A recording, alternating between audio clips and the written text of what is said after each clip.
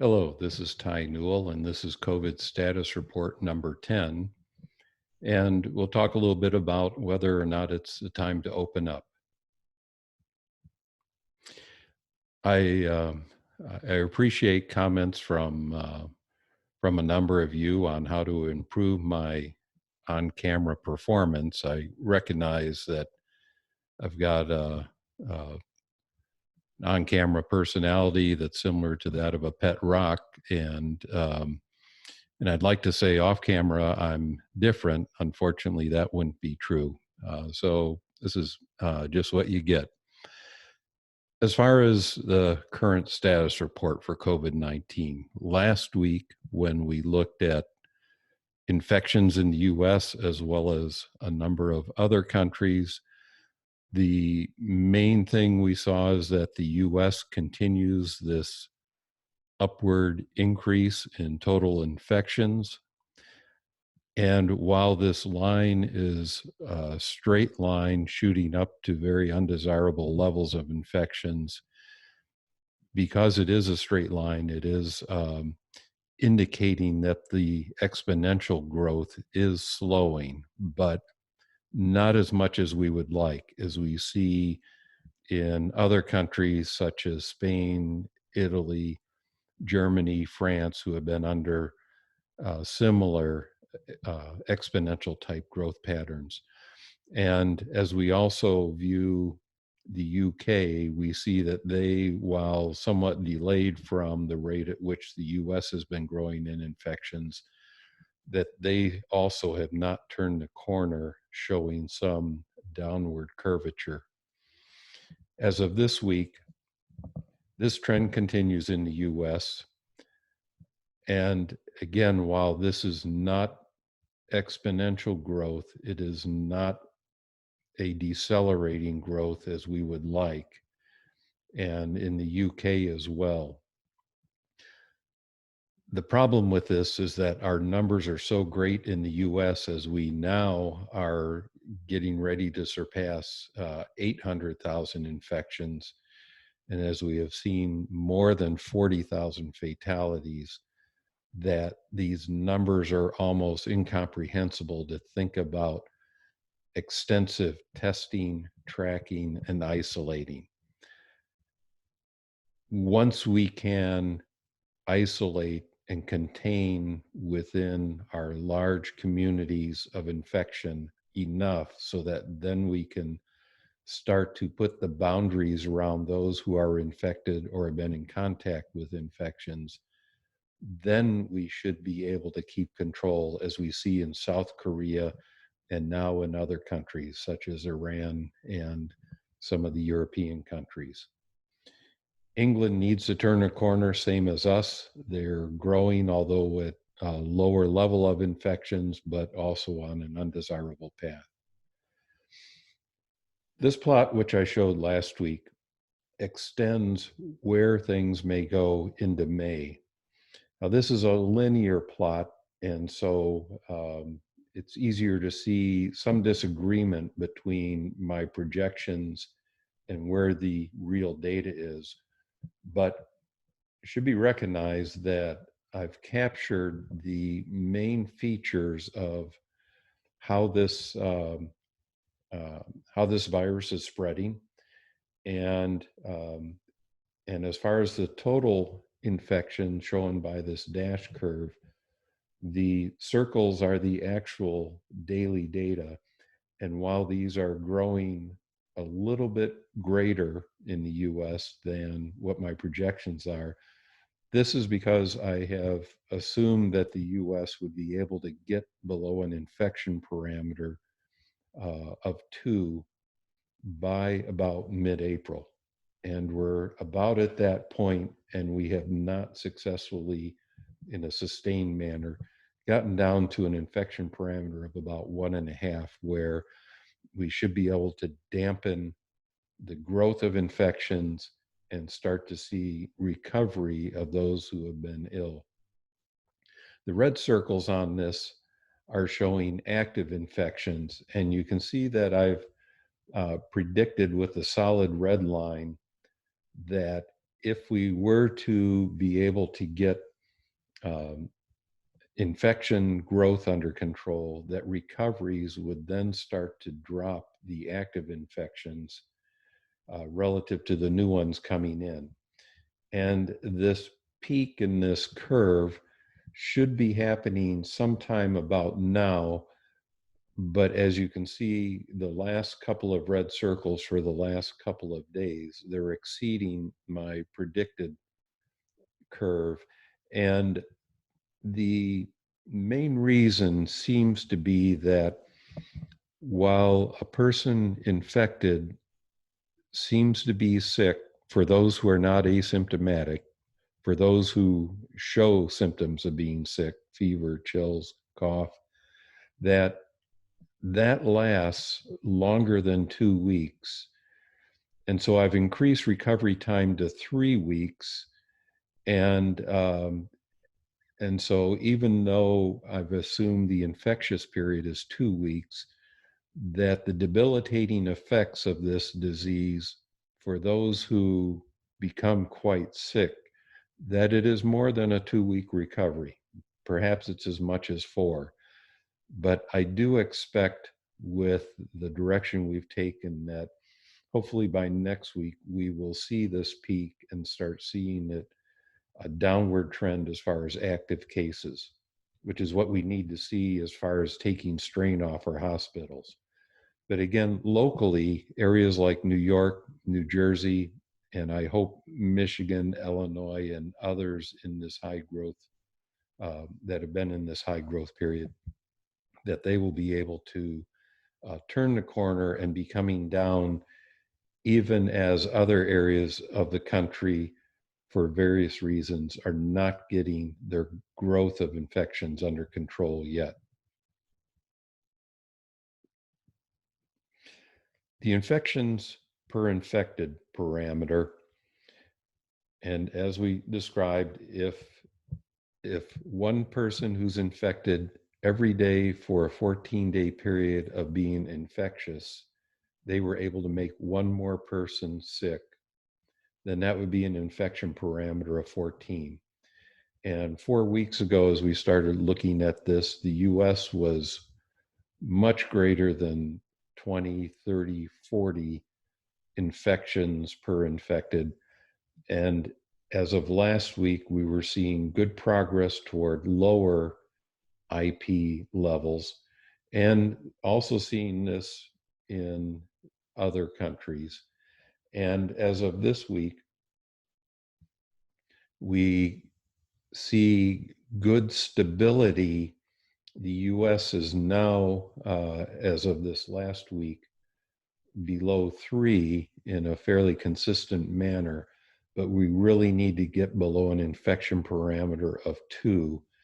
And ideally, if we got down to 1, then there's no growth of infections. But if we can get to 1.5, as we see South Korea maintaining, and we see other countries working their way lower, that our numbers of active infections should come down, and the ability to test, track, and isolate should be more reasonable.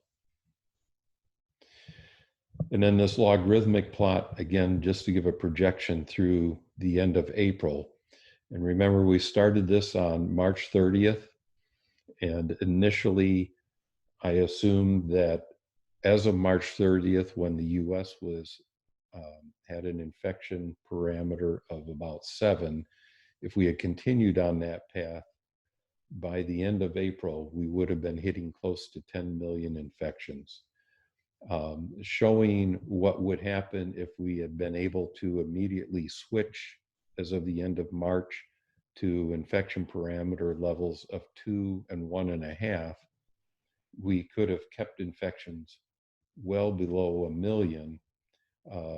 And as we were able to see trends in the first couple weeks of April, I added this orange line, which assumes a decrease of infection parameter from 7 to 5 to 4 to 3 to 2 to 1.5 over 3-day periods, and then finally a 7-day period from 2 to 1.5, knowing the difficulty it is to isolate that effectively. As of April 20th, you can see that the data continues to follow this orange line quite well. On a logarithmic plot, the increase above the projected line isn't quite as exaggerated as what we see in the linear plot on the previous one that predicted through May. And it is because as we started this projection, and as I mentioned, this initial week of April, we already had a path that was preordained. And then as of about the first week of April, these projections could show where we could go. And it seems like it's going to take longer for us to get down to an infection parameter of 1.5, but we're working toward that. And so in this plot, I've extended an infection parameter to 14 days at a level of 2, and then the final week of April, 1.5.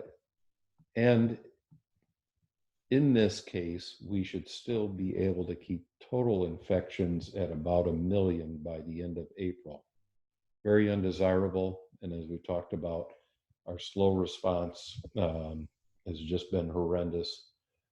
And our fatalities now have exceeded 40,000 and continue to grow. So we're at the tip of the iceberg. And as much as it seems like we've been sacrificing the level of isolation that we have, if this cuts loose again, this is nothing compared to what we would see when 50, 60, 70% of the US would become infected, over 160 million infections. On the state view, last week, states were doing well, getting toward an infection parameter of 2, but still quite a bit of work, especially in states like Georgia and Illinois, in comparison to New York and Washington that were hit early. But as we mentioned, Washington that jumped on it very fast and recognized the importance of doing so, that they have been able to keep things contained in a manner as has Korea, while states like Illinois and Georgia are exceeding the levels of Korea, and then New York, where things really went rampant, that it's just been a real struggle. So continued growth for New York, but again, good improvement getting the infection parameter consistently to a lower level. Washington doing an excellent job keeping it quite consistently below 2. And then Georgia and Illinois, improvement, but more effort needed to get below 2. And I'll mention also that because of Easter weekend, Passover, and other holidays that may have tempted people to have gathered in larger groups, as of this time, I would have expected to see some bumps indicating people were not isolating, but so far it seems as if people have gotten the word and understand the importance of isolation at this point in time. And so I haven't seen or detected an increase in the data, but perhaps that will show up a little bit later next week. So I want to end by mentioning this paper, a very recent paper from the University of Nebraska. And as we've talked about, staying 6 feet away, stay more than 6 feet. I mentioned Professor Burueva's work at MIT showing that a cough and sneeze cloud stays like a smoke ring for as much as 20, 30 feet away from the person that's coughing and sneezing. And similarly, that there's studies coming out of China as well showing infections that are very definitely carried through a room by the ventilation airflow through the room in restaurants and some other public settings. This study was a very careful study of viral shedding in isolation rooms at the University of Nebraska, which the University of Nebraska Medical Center is known for its care of infectious diseases. The first Ebola cases um, were taken to the University of Nebraska for treatment. This is one of the places you want to be if you have a serious infection. And in their study, they took sampling of viral matter in 11 different isolation rooms from 13 different patients over a few weeks to see where most of the viral matter was depositing. And what they found was that first, the air in the room had the highest concentration of viral matter. That is, even though we're being told it's the big droplets that fall 6 feet away from the person that's um, that's coughing or sneezing them out, that these are in rooms with patients, as the paper described, in which the people were not coughing, that the medical staff were not observing um, noticeable coughing. And it was just as a matter of their respiration that this viral matter was airborne at the highest concentrations. And then in wiping various surfaces from their cell phone, TV remote, handle on a hairbrush, dresser surface, toilet seat, and other personal items that they're frequently handling. These had a lower level of viral um, concentration. The air ventilation grate, the return grate out of the room had about twice as much of a concentration of viral matter, and then the air itself per liter had about twice as much viral copies as the ventilation grate. So it's all over. It was under the bed at a similar level as it was on the cell phone. And so it's to just think of this very well defined circle around a person isn't true. So indoors, especially, stay away from each other if you don't know the people you're with. So let's just end, use the mask, stay home. As we do open up, and it's important to open up, we need to do this with testing, tracking, and isolation. And so within any given community, once we know we have a large group that's not infected, that they could be free to work, to interact in cautious manners. And those who come into that community that are found to be sick, that they are isolated and quarantined. This protects our medical staff and our essential workers as well as ourselves. And again, thank you very much to our essential workers and medical staff.